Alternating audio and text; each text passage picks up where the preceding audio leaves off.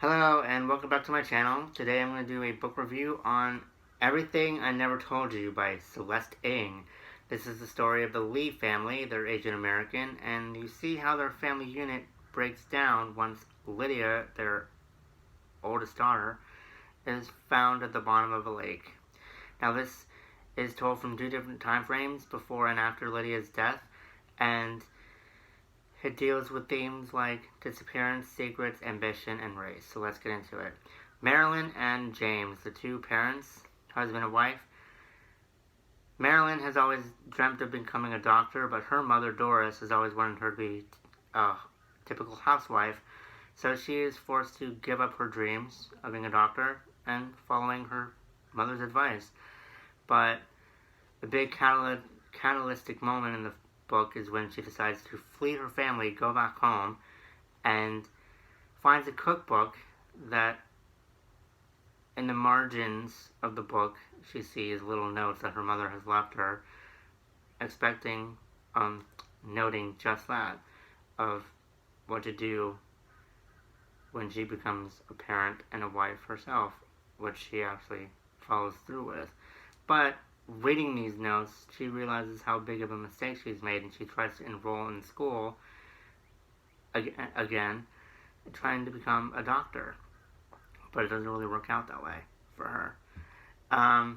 James, who is Asian American, he wants to become a college professor at Harvard, but he's declined because they believe that he's not the right fit for the job, so he's basically racially profiled.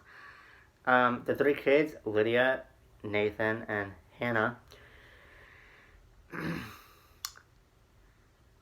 her story is Marilyn, her mother, has tried to, what I saw was that she was trying to overcompensate for the lost dream that she never got to live, and tries to push it on Lydia. She wants Lydia to become a doctor, so every Christmas, so there are just like little moments in the book, like every Christmas or birthday, she gives her science books or medical books.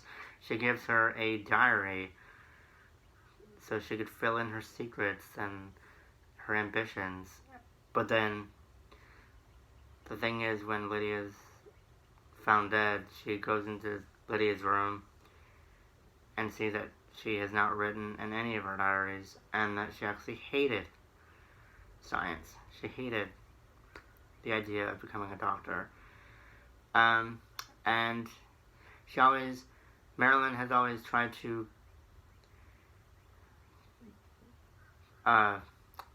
portray her daughter to be perfect, like perfect grades, perfect attendance, and perfect clothing. And her father as well, James, always wanted her to get a nice prom dress, and gives her a necklace for her birthday, her 16th birthday, and has always complimented on her social skills of her trying to become friends with people, but Lydia has never been able to make a lot of friends.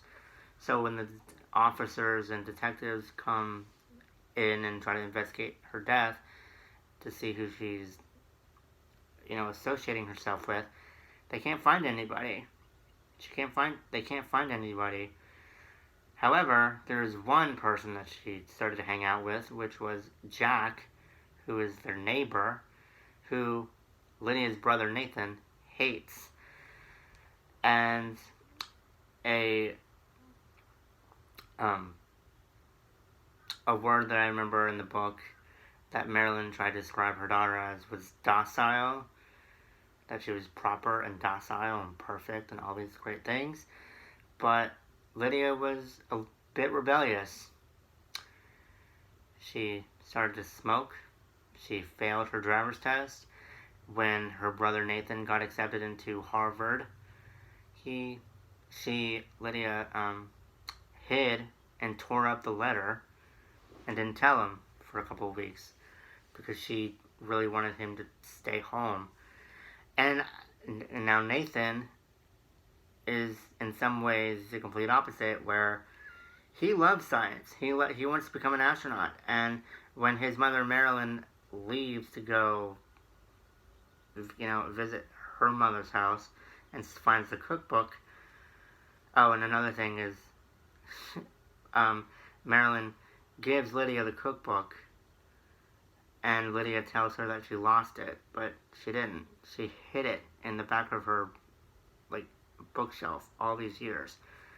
And then when Lydia dies, her mother finds it. Anyway, Jack wants to be a scientist. Jack wants to be an astronaut. And whenever he tries to bring up the subject, he's rejected and ignored. And when Marilyn leaves to go back home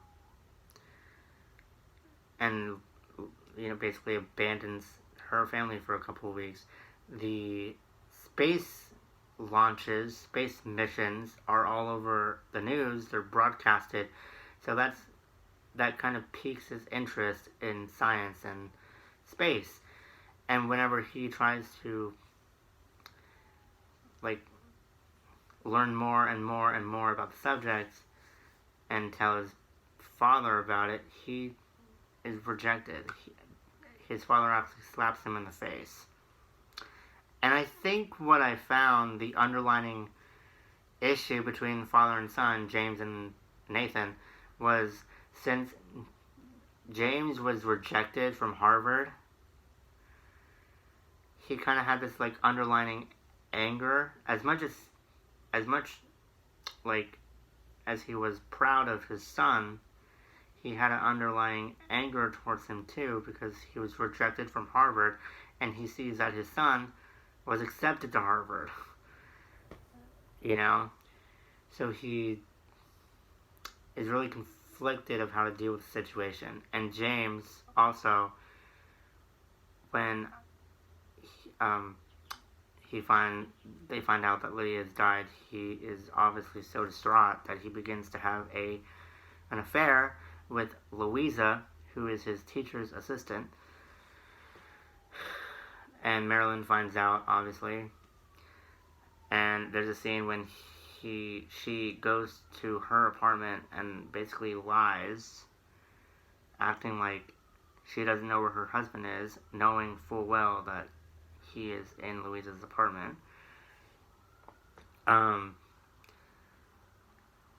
And I think, again, Marilyn has tried to overcompensate a lot for her inability to fulfill her dreams, and has this underlying anger towards Lydia. And so when she sees that her husband is having an affair, she kind of pokes at him and says, okay, you love her, she's going to be such a proper wife, and she's going to be the perfect girl for you, and she's going to be this, and why'd you even marry me, and all these things, because she knows that Louisa is everything that she is not, basically.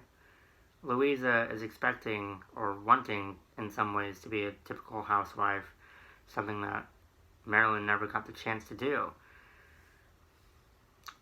So I could see literal, underlying tension between all of them. And finally, Hannah, the youngest daughter, she's the youngest, so she's basically the invisible child, and yet she's the most observant child, where she gets to observe and stand in the corner and see how everything happens with each members of her family, how Lydia's death affects all of them, and how their relationships are fractured while Lydia is still alive and after she's dead, because she just wants to be involved. She just wants to be involved in the conversation, and yet she never is. And, that's just kind of sad to me. And another character, Jack, who is their neighbor, he brings up comments regarding secrets and race on how he views the family, since he's a neighbor, he has an objective view of all of this. And Jack says basically, since they're an Asian American family, that they're the only Asian American family in the neighborhood, let alone the whole school, that everyone kind of expects them to be a certain way, and yet also, just because you are a certain way does not mean that that is how you are. And Lydia, against her brother Nathan's advice, starts to become friends with Jack and hangs out with him more, starts to begin to having a crush on him, and smokes with him, begins smoking with him, and tries to lean over and kiss him at one point. But then he stops her because he says that he's actually gay. That he has all this time, despite Nathan hating him, he has had a crush on him. Jack had a crush on Nathan all this time. And Lydia threatens to expose him to the whole school, but decides against it at the end. So, that's pretty much a nutshell, synopsis of the book. What I liked about this book was obviously the idea that you think your family unit is perfect. Obviously, that there are things that you never tell your family. And your children and your parents had a life before you, and your child has a life of their own. And so they don't tell you everything about themselves. And then at the end, when you want to become honest with each other, it could be too late. They all have their own secrets and versions of how to deal with the situation, but they can't communicate with each other. And they decide to do that only after Lydia is found dead. And that's kind of tragic, that it takes a death for you to realize what's really important and to actually sit down with your family and just be honest for once. So, alright, Everything I Never Told You by Celeste Ng. Hopefully you guys like it. I'm going to give this a 4 stars, just because as great as it was, there were moments like where there were bits of dialogue and narration where it was a little unnecessary to have. The pacing was really good, the story was really good, but there were moments where it dragged just a little bit. But overall, it was a great story. So, Everything I Never Told You by Celeste Ng. 4 stars, great. And I'm really excited to read her next book, Little Fires Everywhere. So, keep an eye out for that review. Thanks, everybody. Bye.